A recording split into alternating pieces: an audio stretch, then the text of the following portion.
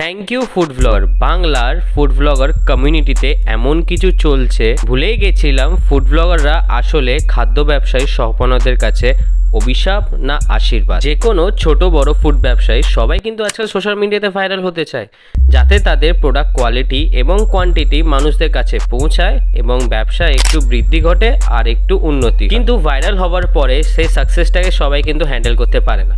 তাদের মধ্যে কিছু মানুষের দশা এদের মতো হয়, ব্যবসাটাকে হ্যান্ডেল না করতে পেরে গ্রাফ যেরকম উঠেছিল সেরকমই ডাউন হয়ে যায়। আর এদের মতো মানুষের বুদ্ধি আছে, যারা জানে সোশ্যাল মিডিয়াটাকে কি করে হ্যান্ডেল করে বিজনেসটাকে দ্বিগুণ করা যায় আর সাথে সাথে সমাজের অন্য ছোট ব্যবসায়ীদের চোখে আইডল হওয়া যায়। তো এরকমই একজন বিজয়দা ব্যবসা চালু করেছেন নৈহাটির একটা ছোট্ট দোকান দিয়ে, আর আজকে দিনের দাঁড়িয়ে সোশ্যাল মিডিয়াটাকে কাজে লাগিয়ে অনেক আউটলেট খুলে ফেলেন। আমরা চলে গেছিলাম ওদের নতুন আউটলেটে, নৈহাটি রয়্যাল এনফিল্ড ঠিক তার ওপরে, এদিকে নৈহাটি স্টেশন আর এদিকে ওদের পুরনো দোকানটা। আর এখানে গিয়ে দেখলাম এই দোকানের অ্যাম্বিয়েন্সটা কিন্তু সত্যি আলাদা, অন্য দোকানের থেকে বেশ একটা রয়্যাল ভাব আছে। আর গিয়ে সঙ্গে সঙ্গে মাটন বিরিয়ানি নিয়ে নিলাম। মাটনের সাইজটা কিন্তু বেশ ভালো বড় ছিল আর সফট ছিল, বাট এবারে ডিসঅ্যাপয়েন্ট হয়েছিল রাইসে, ঠিক সেরকম ফ্লেভার পাইনি। তো তোমরা কমেন্টে জানিও তোমরা কারা কারা বোম্বে বিরিয়ানি খেয়েছো আর তোমাদের সাথেও এরকম হয়েছে।